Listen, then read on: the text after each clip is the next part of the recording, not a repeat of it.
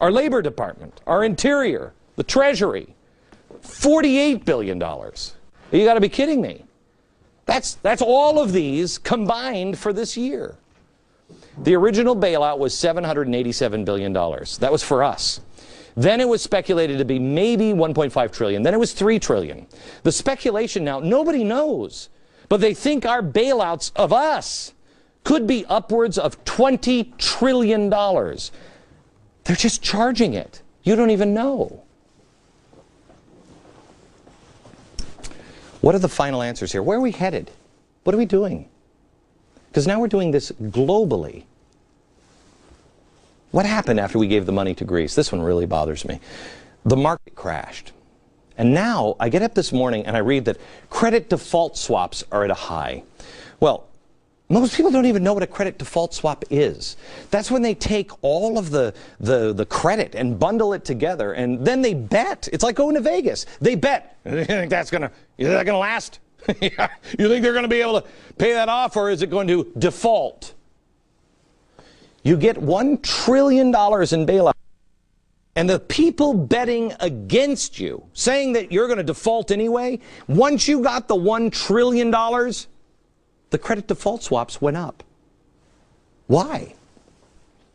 Because the market knows this isn't going to work. There's something wrong here.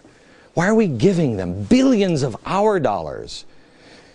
The answer, I believe, is globalization and mass redistribution of wealth. It is the progressive mentality.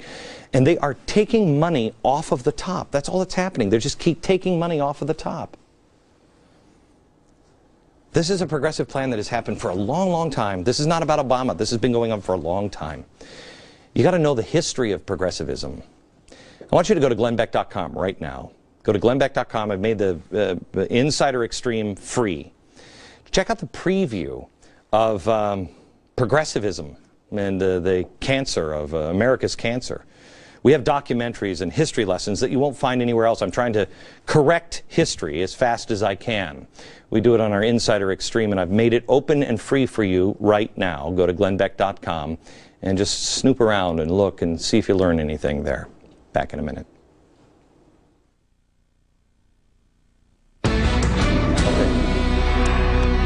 Thanks to the European Union and the International Monetary Fund, Europe is getting a bailout close to $1 trillion, and now the markets are betting against the plan.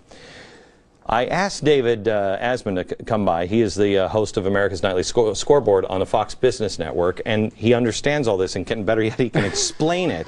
Because I want to tell you my concerns and what I think is going on. Then tell me if I'm right or where I've got it wrong here. The credit default swaps, when I saw this, correct me if I'm wrong, credit default is, it's insurance, okay, bundled up everybody's debt, okay, like Greece, and now people are betting on whether it's going to default or not. Right. The price of credit default swaps go up as the thing that they're insuring goes down in value. That is, they're an insurance in case of a default.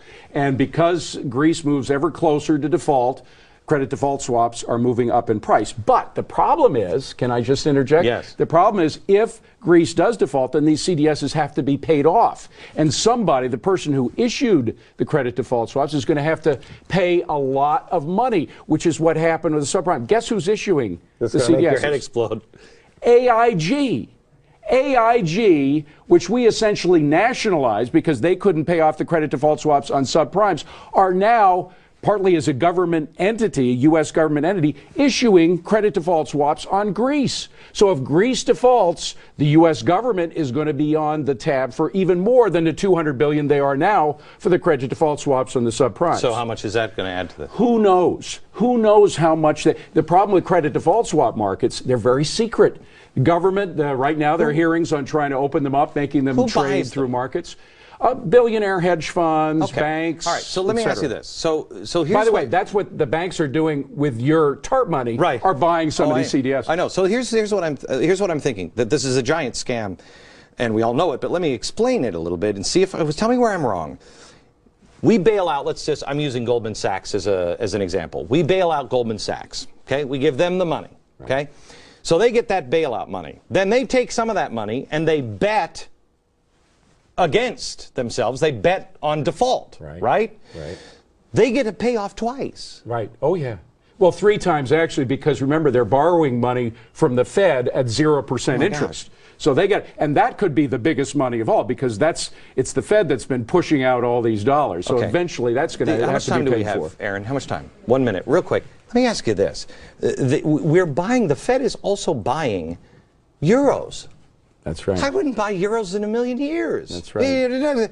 It's collapsing. It's the political class of one nation protecting the rear end of a political class in another nation. That's all it is. The people can be damned. But what we're buying is, we're buying a beat-up, 1981 Yugo, right, with no engine. We're saying, oh, well, we'll take your euros. Here, have dollars. And we're paying for it what you'd cost, what a Rolls Royce would cost. And you got nothing left in the end. This doesn't sound like a good plan. We'll explain a little bit more on maybe what's happening here with David Asman next.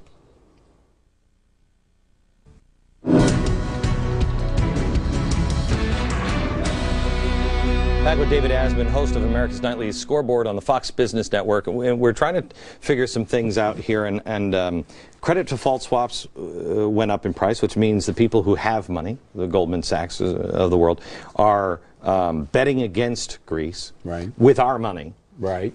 David, right. I feel like people keep throwing money onto the table, and then the stock market and everything else rises, and then the big players, the people who really know, the Goldmans, etc., they just take all that money off the table. Things collapse. People relax. They put a little bit more money in. They go back into the market. We bail some more people out. They say everything's going to be fine. More money's there. They take it off. It collapses again. It's like they're raking the money off the table. They're shaking us for change. Well, people were more careful on Wall Street when they had to pay a price for their mistakes. Right. If you don't pay a price for your mistake, you make even wilder bets than in normal times. But I'm not talking about the regular. I think the regular person is being shaken for change. Oh, yeah, absolutely. Well, in these countries, and it's not just here, in these countries that are being affected now by the IMF austerity, what's the first thing that the IMF tells a country to do? Devalue the currency. They can't do that because they're tied into the euro, and raise tax rates. The average person on the street in Greece, I mean, I don't know, these riots are something else. That's caused by the communist unions, et cetera. But the average person on the street in Greece is going through a terrible time.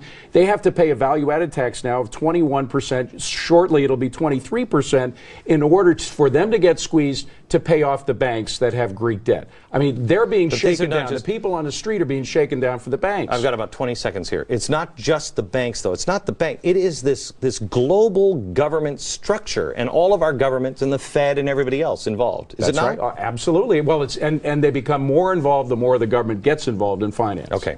Back in just a second. Thanks, David. You know what's super fantastic? Tomorrow, they're finally going to introduce that cap and trade bill. Yes, they're really going to do it. Perfect day to return to Crime Inc., the global connections. Gandhi said, use truth as your anvil, nonviolence as your hammer, and anything that doesn't stand to the test when is brought to the anvil of truth and hammered with nonviolence, reject it. We'll see you tomorrow. From New York, good night, America.